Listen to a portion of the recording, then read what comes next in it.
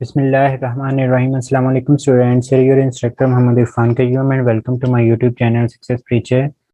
उम्मीद करता हूँ सभी लोग खैर आफियत के साथ होंगे। आज के इस पर्टिकुलर वीडियो के अंदर हम लोग 20 सितंबर को हुआ पीएमसी का पेपर, उसमें केमिस्ट्री का पोर्शन जो है हम लोग डिस्कस करेंगे। मॉर्निंग बैच इवनिंग बैच के लिए इंशाल्लाह मैं आप लोगों को अलग से एमसीक्यूज प्रोवाइड कर दूंगा। ऑलमोस्ट 47 to 48 एमसीक्यूज हैं, तो इस वीडियो को लास्ट तक देखिएगा। काफ़ी सारे कॉन्सेप्ट्स हैं वो आप लोगों के इस वीडियो के अंदर इंशाल्लाह क्लियर होने वाले हैं। So let's start with the first question. Question number 1 के विच of the following properties incorrect about solids. Solids को लेकर इनमें से कौन सी बात जो है वो हमारे पास ठीक नहीं होती। अल्फा ऑप्शन के अंदर डेफिनेट वॉल्यूम तो बिल्कुल होता है, सॉलिड्स का डेफिनेट वॉल्यूम होता है। हार्ड इन नेचर होते हैं क्योंकि इनके दरमियान इंटरमोलेकुलर जो फोर्सेज होते हैं बहुत ज़्यादा स्ट्रॉन्ग होते हैं, एक दूसरे के साथ ही अटैच होते हैं। फिर कहते हैं स्ट्रॉन्गर इंटरमोलेकुलर फोर्सेज ये भी मौजूद होती हैं। फिर कहते हैं इनडेफिनेट शेप, बट इनकी शेप भी जो है वो हमारे पास डेफिनेट होती है, प्रॉपर उनकी शेप हमें देखने को मिलती है, तो इनडेफिनेट शेप हमें देखने को नहीं मिलती। तो यहाँ पे हमारे पास जो राइट ऑप्शन है वो डेल्टा आ जाएगा। क्वेश्चन नंबर 2 की तरफ चलते हैं। क्वेश्चन नंबर 2 हमारे पास कहते हैं कि volume of oxygen gas was given, we have to calculate its mass in gram. बच्चे क्वेश्चन की प्रॉपर स्टेटमेंट तो बच्चे को नहीं पता थी, लेकिन उन्होंने बताया कि किस टाइप का न्यूमेरिकल आया था कि उनको वॉल्यूम दिया गया था और उनको मास इन ग्राम जो था वो फाइंड आउट करने के कहा गया था। तो बच्चे अगर आपने मास इन ग्राम फाइंड आउट करना है तो उसका फार्मूला ही होता है कि number of mole is equal to given mass divided by molar mass. अब आपने क्या कैलकुलेट करना है, आपने कैलकुलेट करना है गिवन मास, आपने कैलकुलेट करना था मोलर मास। आपको ऑक्सीजन गैस का पता है लेकिन इसके नंबर ऑफ मोल्स नहीं पता, तो आपने पहले number of moles find out करने थे from the given volume divided by molar volume. तो इस तरह से आप लोगों ने कैलकुलेट करके नंबर ऑफ मोल्स इसके अंदर ये रिलेशन पुट करना था, तो हमारे पास गिवन मास जो था वो फाइंड आउट होना था। एनी हाउ बच्चे को एग्जैक्ट वैल्यूज याद नहीं थी, इस वजह से वो शेयर नहीं कर पाए। तो हमारे पास यहाँ पे जो राइट ऑप्शन था वो इस क्वेश्चन के मुताबिक इन्हीं फार्मूला को जो है वो आप लोगों ने पुट करके आंसर जो था वहां से कैलकुलेट करना था। क्वेश्चन नंबर 3 की तरफ चलते हैं। कहता है कि हमारे पास general gas equation is also called as general gas equation, जिसको हम लोग जो बच्चे आइडियल गैस इक्वेशन भी बोलते हैं, और इसके अलावा इसका जो दूसरा नेम होता है वो हमारे पास नो रियल गैस इक्वेशन भी जो है हम लोग इसको बोल रहे होते हैं। तो बच्चे यहाँ पे हमारे पास 3 डिफरेंट नेम्स हम लोगों ने एक ही इक्वेशन को लेकर जाने हैं।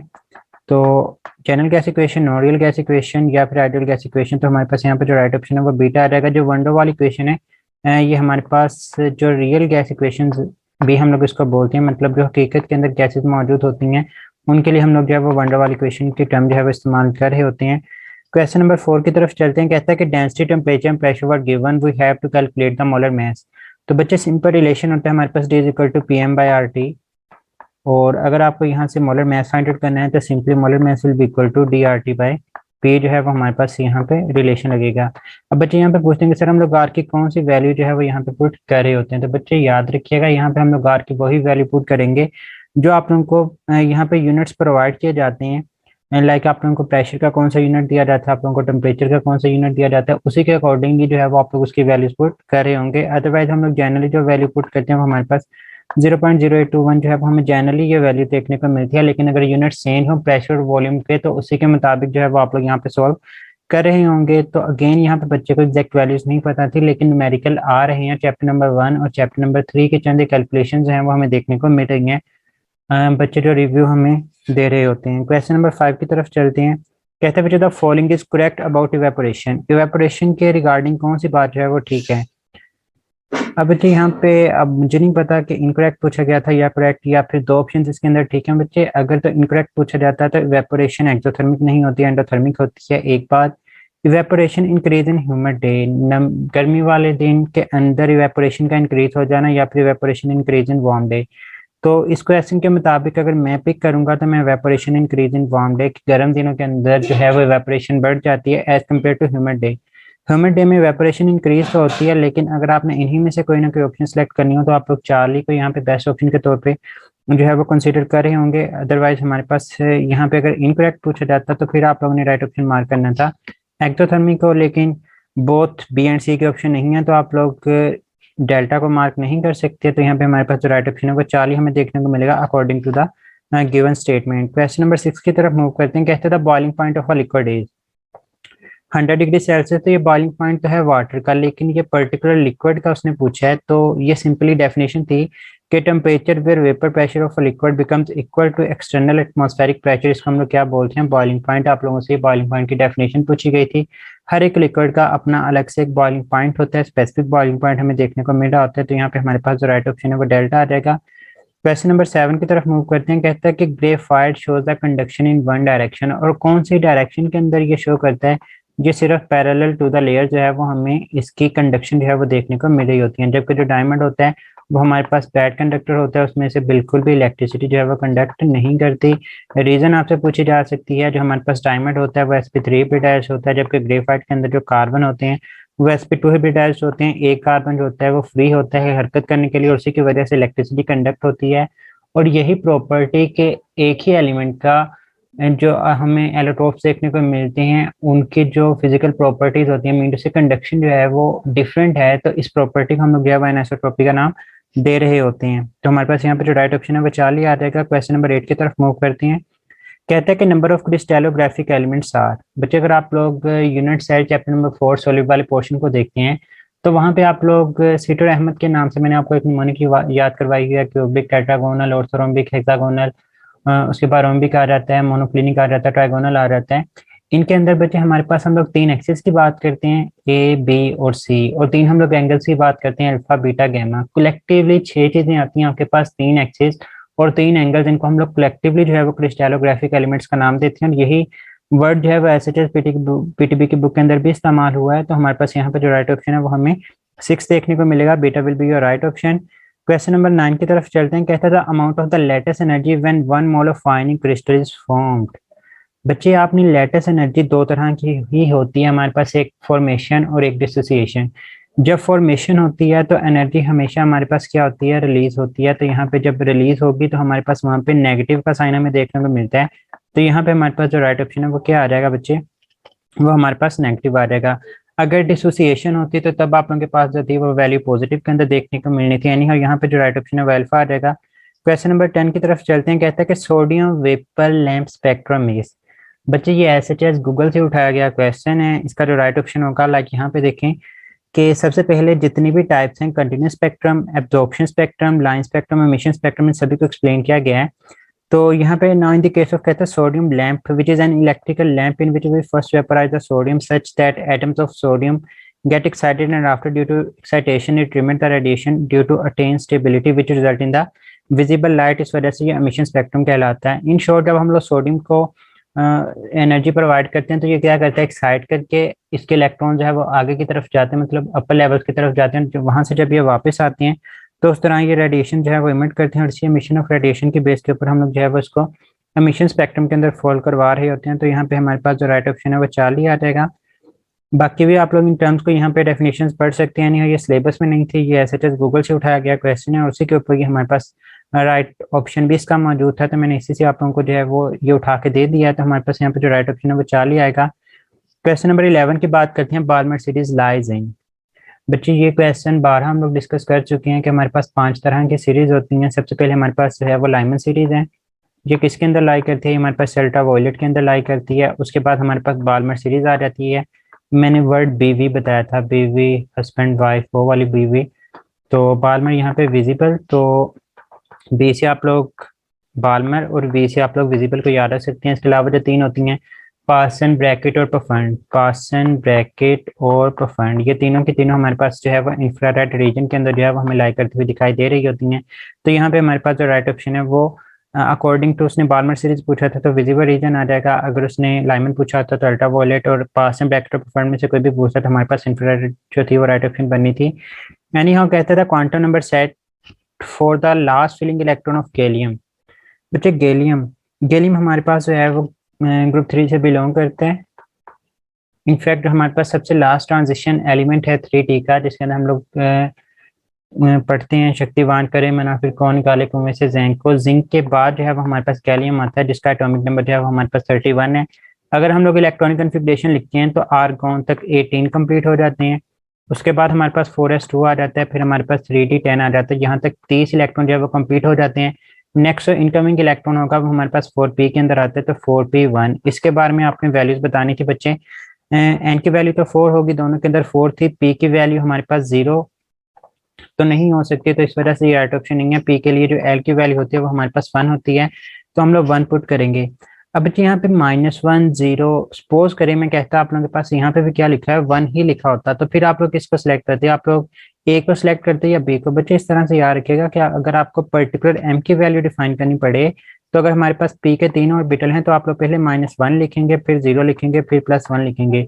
मतलब पी एक्स को -1 बोल देंगे, पी वाई को 0 बोल देंगे, पी जी को जो है वो आप लोग +1 बोल देंगे। यहाँ पे इलेक्ट्रॉन लाई करेगा, तो आप लोग -1 वाले को सिलेक्ट करते हैं। -1/2 और +1/2 इन दोनों के अंदर अगर आप लोगों ने एक को सिलेक्ट करना होता, तो आप लोग +1/2 को जो थे वो सिलेक्ट कर रहे होते। लेकिन यहाँ पे एक इलेक्ट्रॉन की पॉजिटिव स्पिन भी हो सकती है, नेगेटिव भी हो सकती है।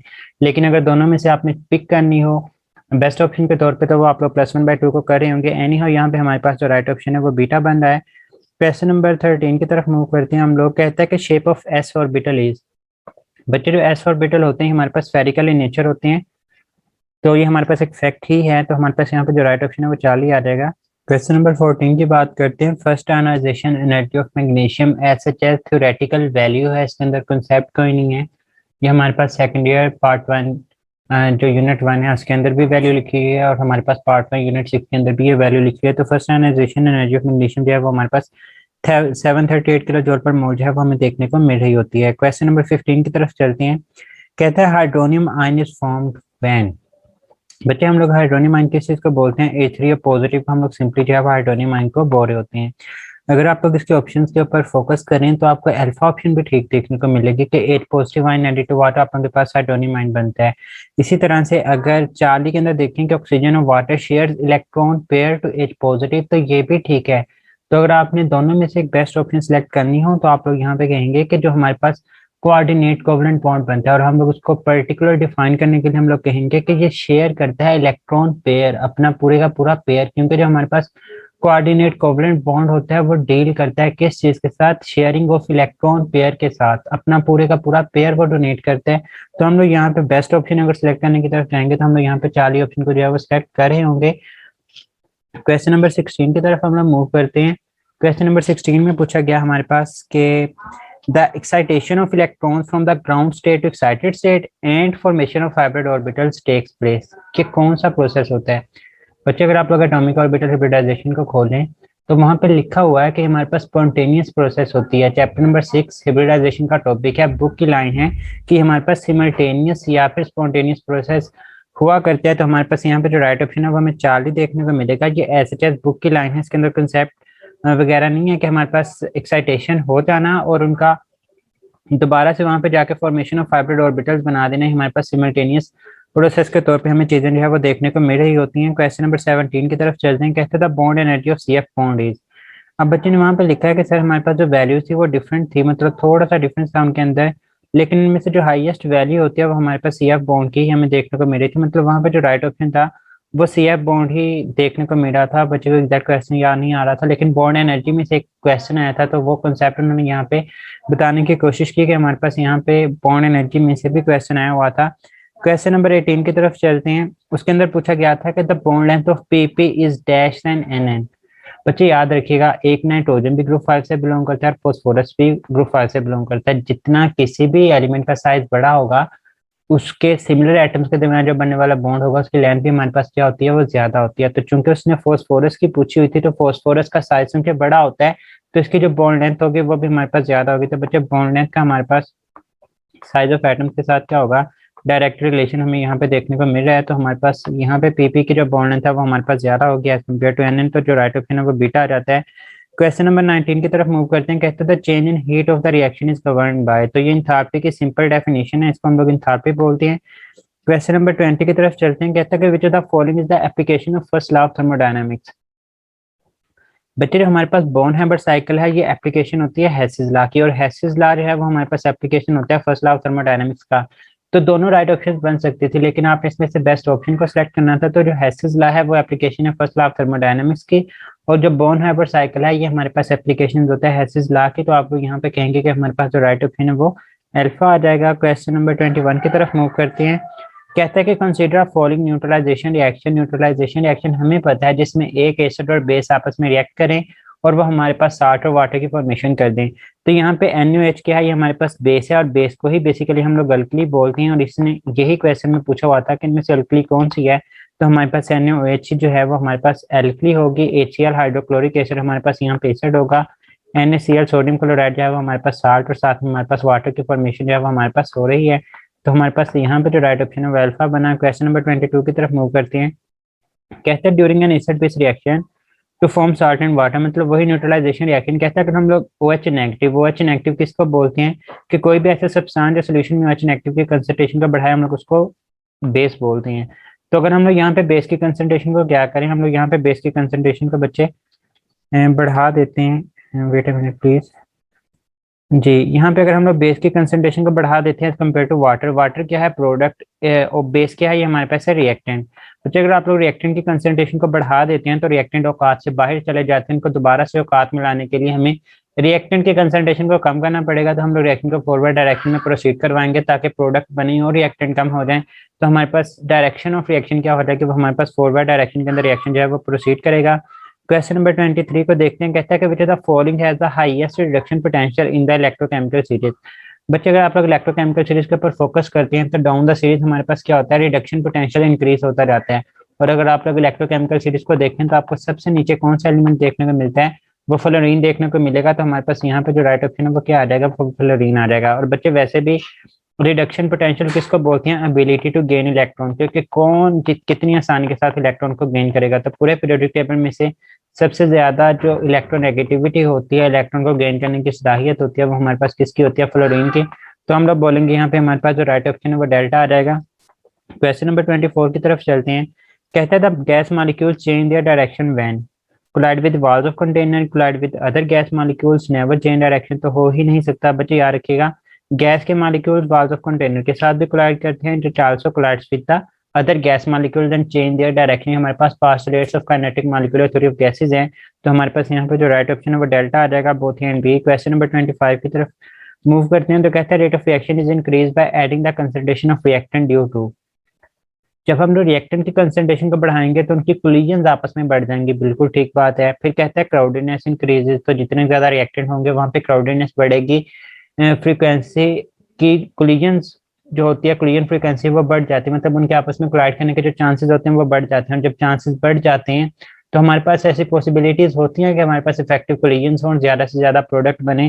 तो ये बात भी हमें वहां पे ठीक देखने को मिलती है। तो हम लोग बोलते हैं कि यहाँ पे हमें ऑल ऑफ दीज है वो राइट ऑप्शन देखने को मिलेगा। क्वेश्चन नंबर 26 की तरफ मूव करते हैं। तो कहता है कि पाउडर्ड एल्यूमिनियम जो है वो मोर रिएक्टिव होता है as compare to aluminium foil.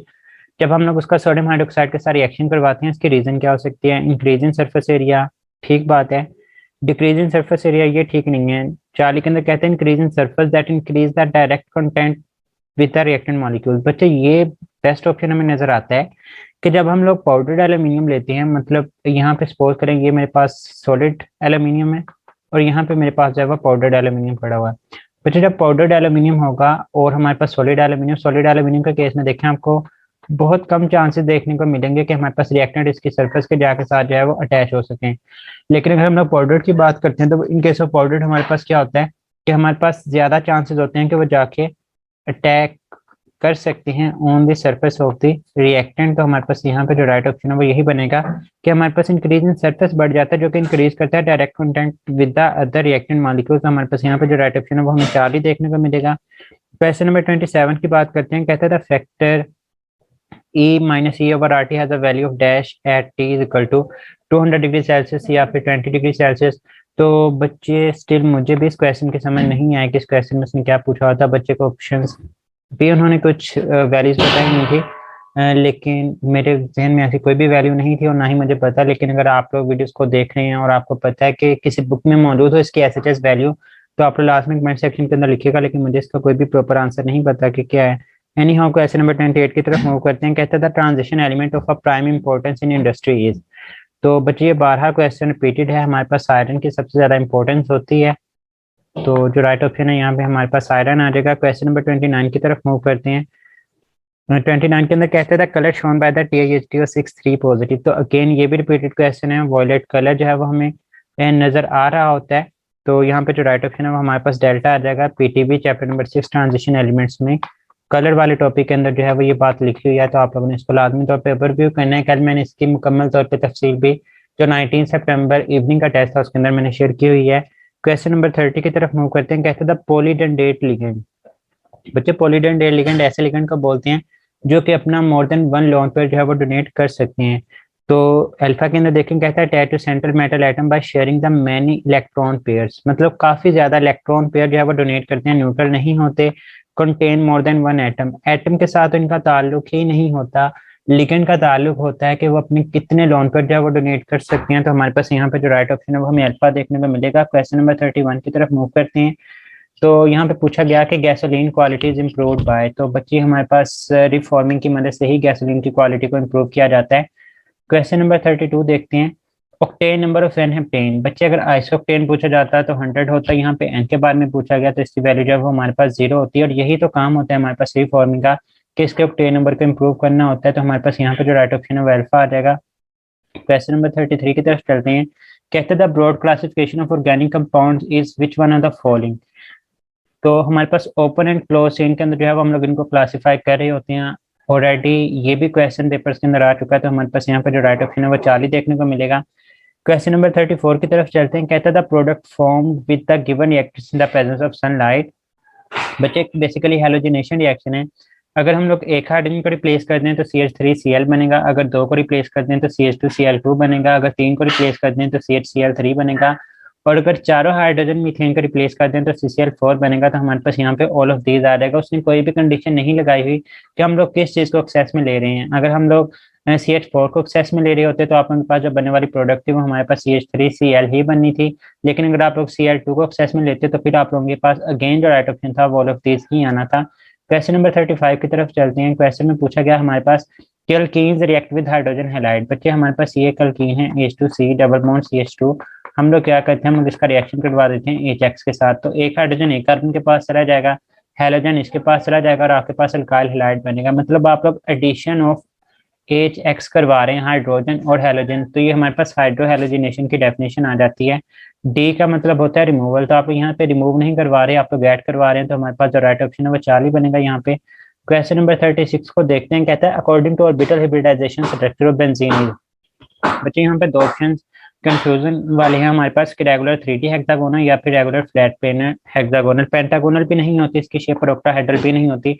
बच्चे हेक्सागोनल तो क्लियर है कि इसके 6 कॉर्नर हमारे पास मौजूद होते हैं, लेकिन अगर आप यहाँ पे देखें कि हमारे पास यहाँ पे फ्लैट प्लेनर स्ट्रक्चर जो है वो हमें देखने को मिल रही होती है। बेसिकली जो हमारे पास पाई इलेक्ट्रॉन्स होते हैं या फिर डीलोकलाइज पाई इलेक्ट्रॉन्स होते हैं वो हमारे पास फ्लैट स्ट्रक्चर जो है वो हमारे पास बना रहे होते हैं, जिसकी बेस के ऊपर हम लोग इसको regular flat planar hexagonal structure का नाम देते हैं। अगर आप लोग पीटीबी की बुक देखें तो उसके अंदर भी ऐसे यही वर्डिंग जो है वो हमारे पास इस्तेमाल हुई है। तो यहाँ पे राइट ऑप्शन 40 बनेगा। रेगुलर 3 डायमेंशनल स्ट्रक्चर हमें देखने को नहीं मिलता, बल्कि 3D का मतलब ये होता है कि हमारे पास स्ट्रक्चर जो थी वो sp3 होनी चाहिए थी, तब आपके पास जो स्ट्रक्चर होती है वो हमारे पास नॉन प्लेनर या फिर आप लोगों के पास 3D स्ट्रक्चर होनी थी। लेकिन प्लेनर जो है sp2 हाइब्रिडाइज्ड होती हैं, तो यहाँ पे हमारे पास जो राइट ऑप्शन है वो यही बनेगा 40, क्योंकि इसमें हर एक कार्बन जो है वो हमारे पास sp2 हाइब्रिडाइज्ड ही होता है। कहता है कि Grignard reason is formed by reacting the magnesium with alkyl halide in the presence of. तो बच्चे ड्राई ईथर अगेन पीटीबी की बुक लाइन है। ड्राई ईथर ही क्यों लेते हैं, ताकि हमारे पास ईथर जो है वो किसी भी रिएक्टर के साथ रिएक्ट करके हमारी जो प्रोडक्ट है उसको खराब ना कर सके। तो हमारे पास जो राइट ऑप्शन है वो यहाँ पे डेल्टा बनता है। क्वेश्चन नंबर 38 को देखते हैं कि Bakelite is the polymer of. तो बच्चे अगेन ये रिपीटेड क्वेश्चन है, फॉर्मेल्डिहाइड और फिनॉल के मिलने से ये बनता है, 12 पूछा जा चुका है ये क्वेश्चन। कहता है कि these are the principal constant of number of foils used as the perfumes and flavours. तो बच्चे यहाँ पे देखें कि चैप्टर नंबर 12 के पहले ही पेज के ऊपर इंट्रोडक्शन के अंदर लिखा है कि जो एल्डिहाइड ग्रुप होता है वो प्रेजेंट होता है काफी शुगर्स के अंदर, and they are the principal constant of a number of essential oils such as fragrances and the flavours. तो यही ऐसे बात पूछी गई थी, तो हमारे पास जो राइट ऑप्शन है वो एल्डिहाइड आ जाएगा। क्वेश्चन नंबर 40 की तरफ चलते हैं। कहता है कि बच्चे the following gives aldol condensation reaction. बच्चे एल्डोल कंडेंसेशन रिएक्शन वो वाली एल्डिहाइड्स देंगे जिनके अंदर हमारे पास अल्फा हाइड्रोजन जो है वो क्या होती है, हमारे पास मौजूद होती है, अल्फा हाइड्रोजन मौजूद होनी चाहिए। तो HCHO के अंदर तो हमारे पास अल्फा हाइड्रोजन मौजूद नहीं होती। CH3CH को देखें तो यहाँ पे हमारे पास ये अल्फा कार्बन है और इसके साथ 3 हाइड्रोजन अटैच हैं, तो अल्फा हाइड्रोजन मौजूद है, तो ये तो देगा ही देगा। अगर हम लोग 40 ऑप्शन को देखते हैं तो हमारे पास C double bond O H, यहाँ पे कार्बन और तीनों तरफ CH3 ग्रुप लगा, मीन से इसके पास भी अल्फा हाइड्रोजन नहीं है। अल्फा हाइड्रोजन तब होता अगर इस अल्फा कार्बन के साथ कोई हाइड्रोजन डायरेक्टली अटैच होता है तो ये भी शो नहीं करेगा, तो हमारे पास सिर्फ और सिर्फ बीटा ही शो कर रहा होगा। तो जो राइट ऑप्शन है वो हमारे पास बीटा बनेगा। क्वेश्चन नंबर 41 की तरफ मूव करते हैं। कहते हैं when hydrogen is added to the carboxylic group. बच्चे आप लोगों ने कार्बोक्सिलिक ग्रुप के अंदर हाइड्रोजन को ऐड करवाना है। Addition of hydrogen is known as reduction, और कार्बोक्सिलिक ग्रुप की रिडक्शन करवाएंगे तो हमारे पास एल्डिहाइड बनते हैं। तो जो राइट ऑप्शन है वो हमारे पास बीटा आ जाएगी। क्वेश्चन नंबर 42 की तरफ मूव करते हैं। कहता है which the following is used for the seasoning of food. तो ये एसिटिक एसिड के यूजेस में से क्वेश्चन आया था, हमारे पास जो राइट ऑप्शन यहाँ पे चार्ली बनेगा। क्वेश्चन नंबर 43 को देखते हैं। Which the following is the simplest amino acid. तो बच्चे आप लोगों ने बायोलॉजी के अंदर भी पढ़ा और यहाँ पे भी पढ़ा हुआ है अमाइनो एसिड वाले टॉपिक में कि हमारे पास ग्लाइसिन जो है वो सिंपलेस्ट अमाइनो एसिड के तौर पे एक्ट कर रही होती है। क्वेश्चन नंबर 44 को देखते हैं। क्या डाइपेप्टाइड कंटेन्स। बच्चे डाइपेप्टाइड के बारे में याद रखिएगा कि अगर इसमें पूछा जाता है कि आपके पास अमाइनो एसिड्स कितने हैं, तो अमाइनो एसिड जो है वो इक्वल होते हैं जितने आपके पास पेप्टाइड होते हैं। लाइक डाइपेप्टाइड है मीन इसके अंदर दो अमाइनो एसिड जो है वो कंबाइन करते हैं। अगर पेप्टाइड बॉन्ड पूछा जाता है तो अमाइनो एसिड -1, दो अमाइनो एसिड -1 आपके पास, इसमें एक पेप्टाइड बॉन्ड होगा। अगर वाटर मॉलिक्यूल कितने रिमूव होते हैं ये पूछा जाता तो वो भी हमारे पास पेप्टाइड बॉन्ड के बराबर ही होते हैं। तो दो अमाइनो एसिड, एक पेप्टाइड बॉन्ड और एक ही यहाँ पे वाटर मॉलिक्यूल जो था वो रिलीज हो रहा है, तो हमारे पास यहाँ पे जो राइट ऑप्शन है वो बीटा आ जाएगा। क्वेश्चन नंबर 45 को देखते हैं। कहता है कि types of polymers on the basis of structure. तो बच्चे वो तीन होते हैं, होमोपॉलीमर, कोपॉलीमर और टर्पॉलीमर। तो हमारे पास राइट ऑप्शन जो है वो 3 आ जाएगा। क्वेश्चन नंबर 46 कहता है कि थर्मोसेटिंग पॉलीमर की डेफिनेशन यहाँ पे पूछी गई थी, तो वो आप लोगों ने सिंपल डेफिनेशन इसकी याद करनी है, थर्मोसेटिंग की भी और थर्मोप्लास्टिक की भी। Which of the following is known as table sugar. तो हम लोग सुक्रोज को जो है वो टेबल शुगर के नाम से पहचान रहे होते हैं। तो बच्चे ये 47 क्वेश्चन है जो कि 20 सितंबर मॉर्निंग बैच में पूछे गए। उम्मीद करता हूँ आप लोगों को डिस्कशन पसंद आई होगी। मिलते हैं नेक्स्ट वीडियो के अंदर, तब तक के लिए दुआ में याद रखिएगा। फी अमानिल्लाह, अल्लाह हाफ़िज़।